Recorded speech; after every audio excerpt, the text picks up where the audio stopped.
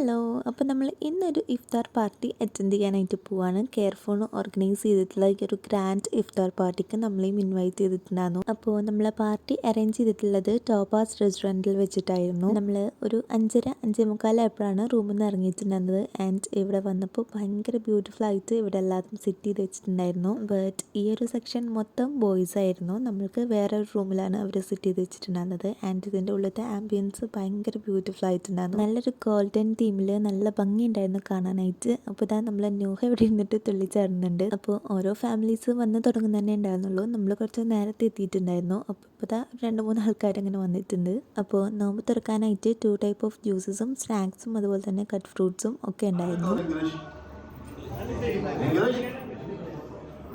അപ്പോൾ ബാങ്ക് കൊടുക്കാൻ ടൈം ആയപ്പോൾ തന്നെ എല്ലാവരും എത്തിയിട്ടുണ്ടായിരുന്നു. അങ്ങനെ ബാങ്ക് കൊടുത്തിട്ട് നമ്മൾ നോമ്പ് തുറന്നു. ഞാൻ കുറച്ച് സ്നാക്കും അതുപോലെ തന്നെ ജ്യൂസൊക്കെ കുടിച്ചിട്ടുണ്ടായിരുന്നു. ഫ്രൂട്ട്സ് അങ്ങനെ അധികം കഴിക്കാനായിട്ട് നിന്നിട്ടുണ്ടായിരുന്നില്ല. അങ്ങനെ നോമ്പ് തുറന്നതിന് ശേഷം പിന്നെ നിസ്കാരത്തിന് ശേഷമാണ് ഫുഡ് എടുത്തിട്ടുണ്ടായിരുന്നത്. ഫുഡായിട്ട് ഒരുപാട് ഐറ്റംസ് ഉണ്ടായിരുന്നു. നിങ്ങൾക്ക് കാണാം, ഞാൻ ഓരോന്നിൻ്റെയും പേരെടുത്ത് പറയുന്നില്ല. അത്യാവശ്യം ഐറ്റംസ് ഉണ്ടായിരുന്നു. ആൻഡ് ഇവിടുത്തെ ഫുഡ് പറയാനാണെങ്കിൽ ഒരു രക്ഷയില്ല, അടിപൊളി ഫുഡായിരുന്നു കേട്ടോ. അപ്പോൾ ഈ വീഡിയോസൊന്നും ഞാൻ എടുത്തതല്ല, എനിക്ക് ക്ലിപ്പൈറ്റ്സ് ഇതുപോലെ കിട്ടിയപ്പോൾ ഇതിൻ്റെ കൂടെ ആഡ് ആക്കിയതാണ്. ആൻഡ് ഈ ഒരു ബൊഫെ സെറ്റപ്പിൽ നമ്മളെ ബോയ്സിൻ്റെ സെക്ഷനിലായിരുന്നു. നമുക്കിതുപോലെ ടേബിളിൽ അറേഞ്ച് ചെയ്തിട്ടായിരുന്നു. നോമ്പ് തുറക്കൽ കഴിഞ്ഞാൽ ഞാൻ സാധാരണ കുറച്ച് കഴിഞ്ഞിട്ടാണ് ഫുഡ് കഴിക്കൽ. അതായത് നോമ്പ് തുറന്ന് ജ്യൂസും അതുപോലെ തന്നെ സ്നാക്സ് കഴിക്കുമ്പോൾ തന്നെ നമ്മൾ വേറെ കുറച്ച് നിറയും. പിന്നെ ഒരു 8-9 മണിക്കാകുമ്പോഴാണ് നോർമലി ഫുഡ് കഴിക്കാറ്. പിന്നെ ഇന്ന് നമുക്കിങ്ങനെ കഴിച്ചല്ലേ പറ്റുള്ളൂ. ഞാൻ പിന്നെ എവിടെ ചെന്നാലും ഫസ്റ്റ് ആയിട്ട് ടേസ്റ്റ് ചെയ്ത് നോക്കുക ബിരിയാണിയാണ്. പക്ഷേ ബിരിയാണി ഒരു രക്ഷ ഉണ്ടാവില്ല, അടിപൊളിയായിരുന്നു. ഞാൻ ബിരിയാണി പിന്നെ ഒരു ബട്ടർ നാനും കഴിച്ചിട്ടുണ്ടായിരുന്നു. പിന്നെ ഇതാ ഫ്രൂട്ട് സലാഡ് ഉണ്ടായിരുന്നു. അങ്ങനെ അതും കഴിച്ച് വയറ് ഫുള്ളാക്കിയിട്ട് ഒരു 8 മണി 8 ആയപ്പോഴത്തേന് നമ്മൾ നേരെ വീട്ടിലോട്ട് തിരിച്ചു.